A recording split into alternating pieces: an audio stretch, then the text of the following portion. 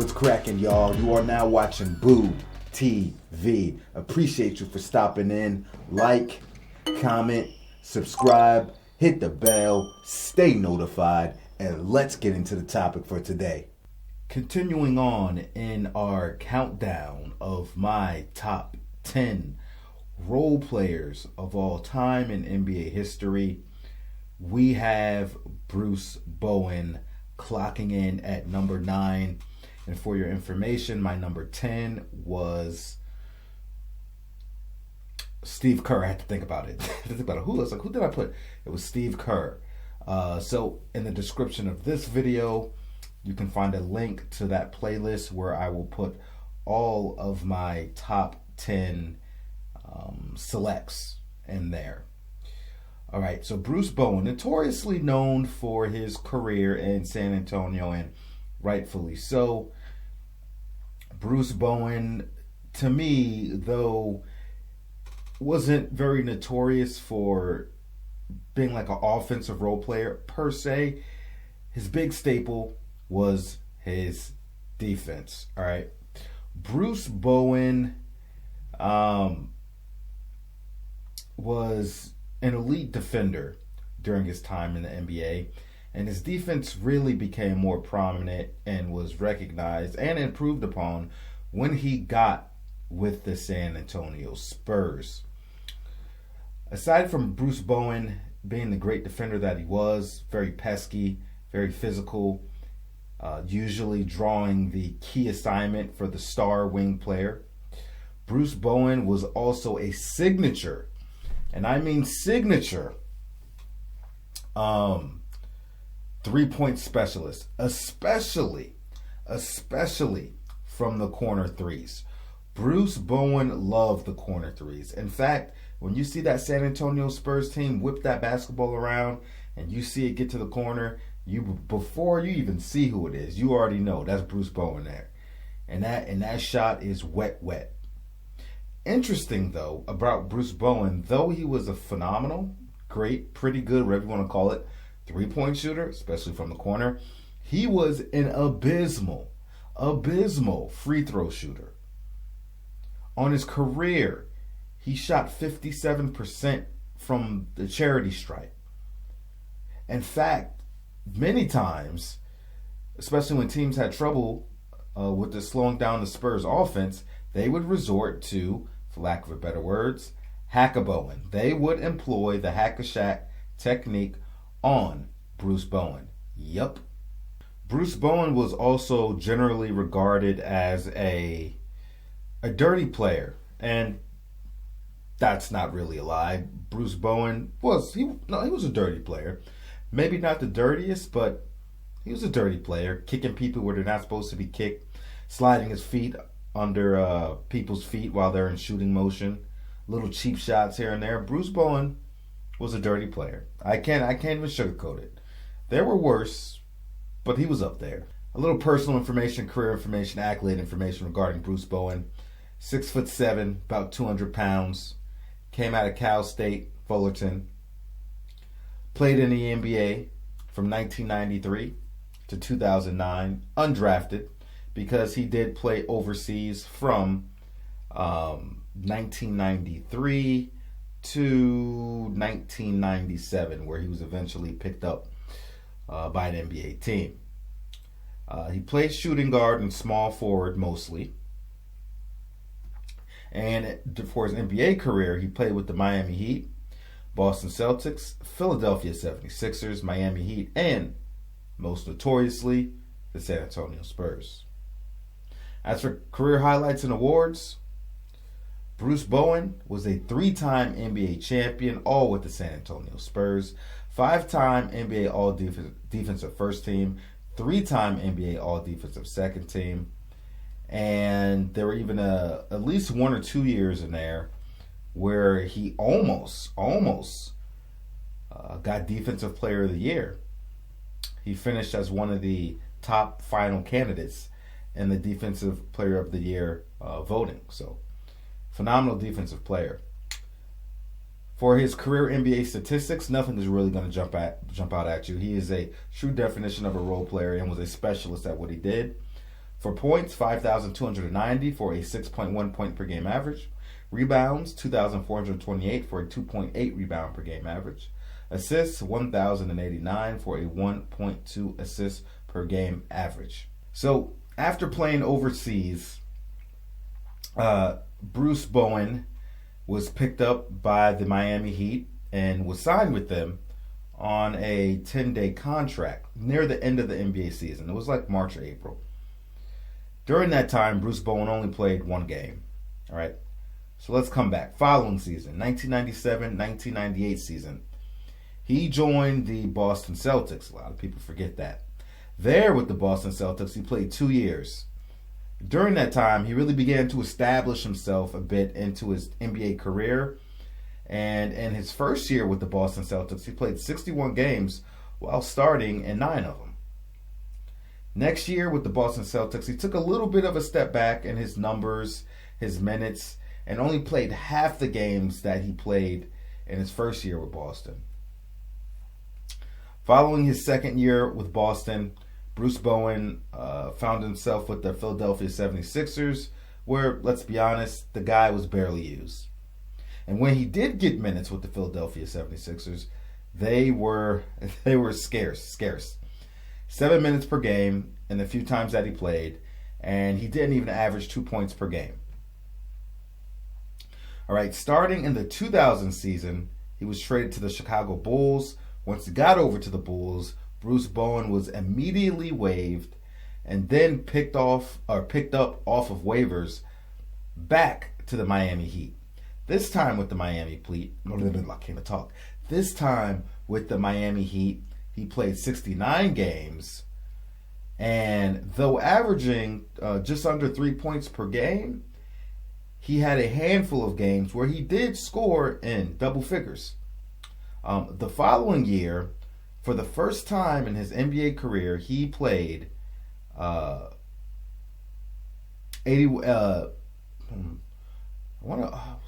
games or 82 games? It was 82. I think it was 80. Forgive me if I'm wrong, but I think his second year with the Miami Heat, after he got picked up off waivers, he played 82 games for the first time in his career. All right, it was either 81 or 82, but I'm pretty sure it's 82. He averaged just over 7.5 points, 3 rebounds, about 1.5 assists, just over a steal per game. But the big thing is he was getting minutes. He almost averaged 33 minutes per game.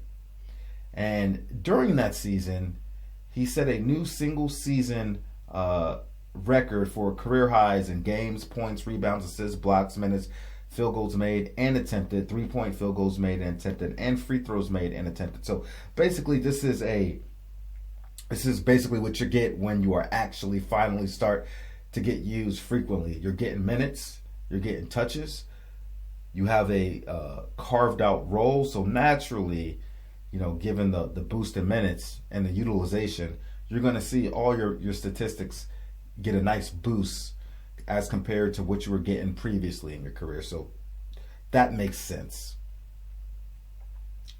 That breakout season with the Miami Heat was really a wonderful thing for Bruce Bowen. And I'll tell you why. Because as a role player, having that breakout season, it caught the eyes of one of the greatest coaches in not just basketball history, but sports history. Also, not just one of the greatest coaches from that perspective, but also one of the greatest coaches at evaluating and finding role player talent and complementary players. And that would be none other than Greg Popovich. He signed with the Spurs and played there from 2001 through 2009. And this is where most people remember Bruce Bowen from. Here he found a home in San Antonio. When he got to the San Antonio Spurs, David Robinson was still on the team, though old, savvy veteran, future Hall of Famer, now a Hall of Famer. Of course, Tim Duncan and Tony Parker was already on the squad. With the San Antonio Spurs, Bruce Bowen established himself as a starter and started in all of the regular season games that season. And it's that season where he received his first fine as a dirty player by kicking Wally Szczerbiak in the face. Y'all remember Wally Szczerbiak? I don't remember all the teams Wally Szczerbiak played for, but I notoriously remember Wally playing with the Minnesota Timberwolves above all else. But yeah, Wally Szczerbiak could shoot too. Wally could shoot. He was annoying. Anybody that could really shoot the ball, extend the floor, as a Laker fan, I hated it, man. But back then, the fines weren't as steep. So for kicking Wally Szczerbiak in the face, Bruce Bowen only got a $7,500 fine. Funny now, but between the fines not being as steep for that type of behavior and also given the salaries and the amount of income coming in was just different. The NBA wasn't generating as much money as it is now, obviously. Adjust for inflation, I don't know what that would be today. In the 2002 season, Bruce Bowen started all 82 regular season games, averaged 7 points, almost 3 rebounds, 1.5 assists while logging over 30 minutes. And by the time he hit, the age of 30-ish, 31, 32, something like that, he had a vital role. But I guess by the age 31, he was a big part of the Spurs winning that championship. That was the year they stopped the Lakers from four-peating. I'll never forget it. I hated that San Antonio Spurs team. Actually, I've always hated the Spurs. They're bitter rivalry. But he was a big part of them winning that championship in the 2003 NBA Finals. That would be the 2002-2003 season. Fast forward to 2005, the Spurs won the title again versus the Pistons, and the 2007 finals, 2007 Western Conference Finals, if I'm not mistaken. Because, let me see, that would have been the 2007 finals. They played at Cleveland Cavaliers, if I'm not mistaken. But that is where he need Steve Nash in the nether regions. And there was a lot of disgust and backlash revolving around that, and given his reputation as a dirty player, that wasn't going to go over well. It's not like this guy, we don't have a history of tracking this kind of behavior. As Bruce Bowen got older, like most players, his effectiveness would start to decline, and while he was still money from the corner threes, the shooting percentages were still on par, his effectiveness on the defensive end really began to drag, and he started to lose his minutes, and eventually he would fall out of the starting lineup in its final years. So the Spurs won a championship with Bruce Bowen, 2003 finals, 2007,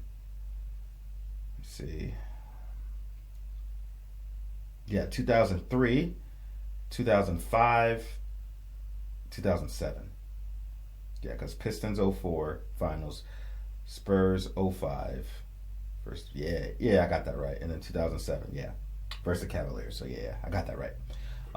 Bruce Bowen got his jersey retired by the San Antonio Spurs, a class organization, in 2012. Now, if anybody remembers, if I'm not mistaken, he was the number 12. Eventually, later on, the Spurs signed LaMarcus Aldridge in free agency. I remember that because I really wanted the Lakers to get LaMarcus Aldridge, but doesn't sound like he was too keen on playing with Kobe Bryant at the time. So the Spurs picked him up, and with the permission of Bruce Bowen, even though his jersey was retired, he granted LaMarcus Aldridge the wish of being allowed to play with that number as a San Antonio Spur. But that's pretty much Bruce Bowen in a nutshell. Quality role player, sturdy on the defensive end, reliable on the offensive end when you needed him, where you needed him. Though dirty, he gave the Spurs what they needed and was a vital part in that well-oiled machine that was the San Antonio Spurs. All those little different parts and pieces, part of that Popovich system, all working together fluidly rather. Yeah, he was a part of that. Bruce Bowen, ladies and gentlemen. Let me know what you think about it. Do you have Bruce Bowen in your top 10 role players of all time? If so, where? What did you think of Bruce Bowen? Would love to hear your opinion. Like, comment, subscribe, hit the bell, stay notified, and I catch you on the next one. We out, baby.